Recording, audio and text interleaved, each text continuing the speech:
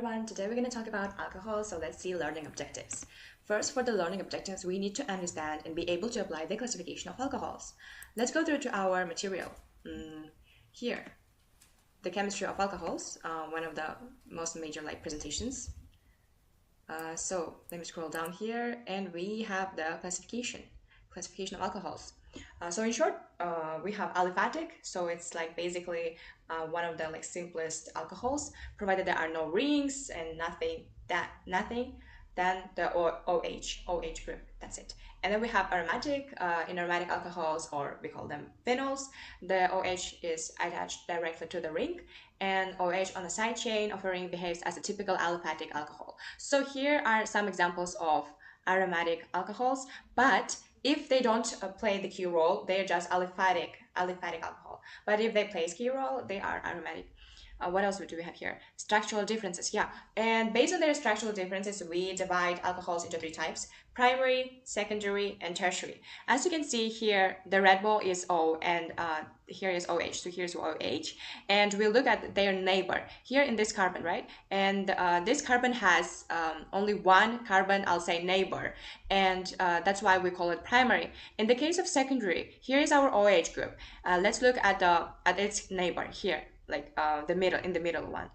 And in both sides we have two carbons, which basically means two neighbors. So here we talk about neighbor's neighbor. If this neighbor has one neighbor, it's primary.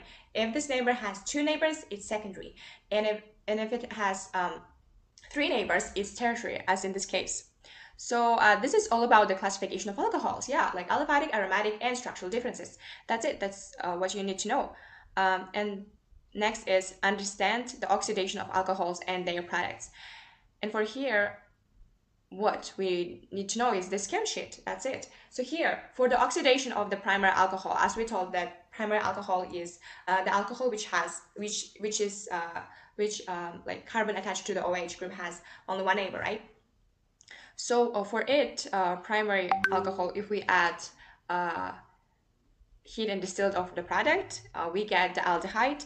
And then if we reflex, we get the carboxylic acid. So it's like oxidation of primary alcohols. In the first oxidation, it's not necessary to write down all the molecules and all the formula. You can just write down O, like brackets and then inside O. But if you want to talk about reduction, we get brackets and inside H, but not O. O is for the oxidation.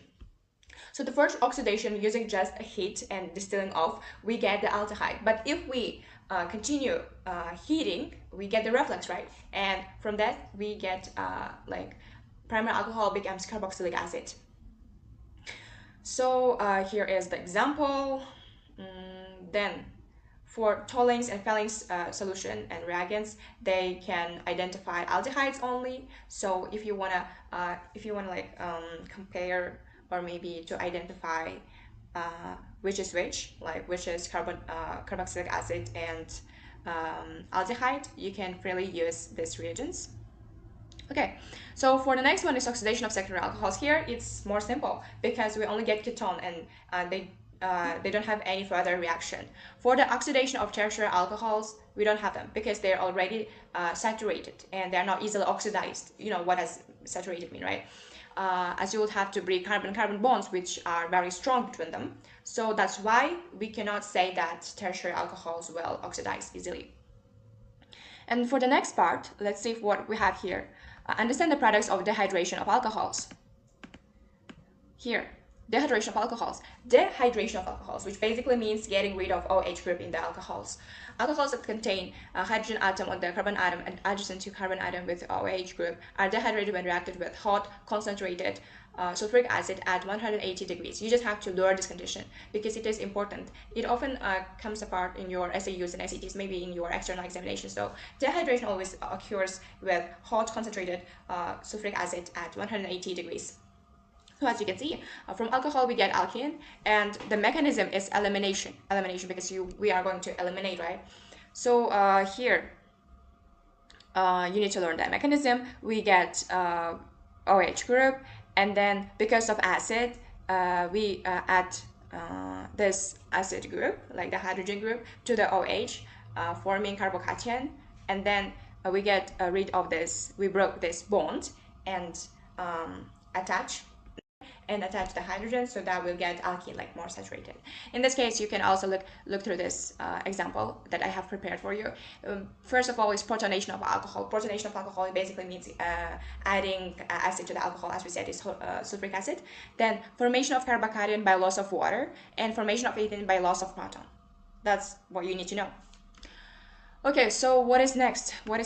Understand the two main roles for ethanol production and the advantages and disadvantages of each. Here you just need to learn this one. Yeah, we have two main roles. First is fermentation of carbohydrates, and the second reaction of ethene with steam.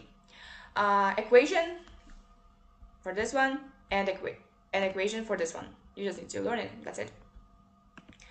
Then temperature 35 degrees, pressure normal atmospheric pressure, catalyst, enzyme in yeast, and other aqueous, anaerobic, raw materials, carbohydrate crops. So it's like renewable, right? Raw material type, renewable. Type of process, batch, stop-start. It has like stopping period and starting period. That's why we call them batch. Reaction rate slow, and purity of ethanol impure. Must be purified by fraction of distillation. It's about, for the purity, it's about 60%, I guess. 60%. Okay, sorry for the handwriting, but yeah.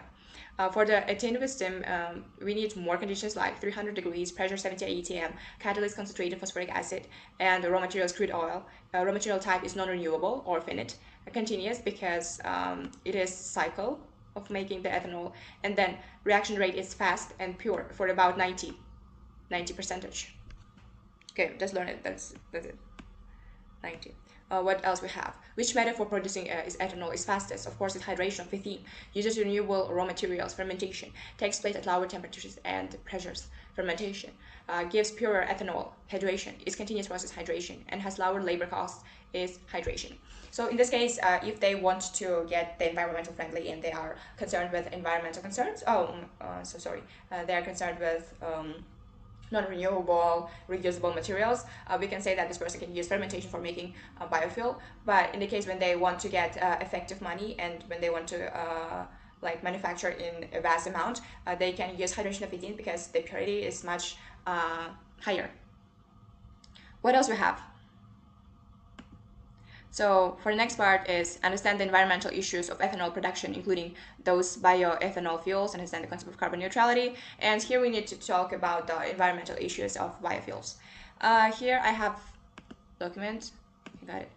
So ethanol production, especially for biofuels like bioethanol, has both benefits and environmental concerns. Like we know that money has two sides, right? Where bioethanol is often considered a renewable and potentially carbon neutral fuel, its production can lead to issues like deforestation, water use, soil degradation, and the greenhouse gas emissions from farming and processing. The carbon neutrality, in your exam, they may say define the word carbon neutrality, and you can write down like concept assumes that carbon dioxide released when bioethanol is burned is offset by carbon dioxide absorbed by crops during growth. However, land use changes such as deforestation and energy intensive production can reduce the negative benefits.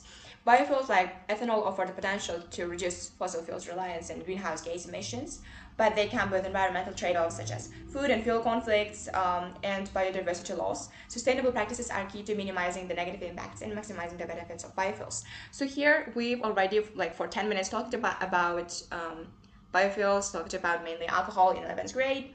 Thank you for attention. Bye.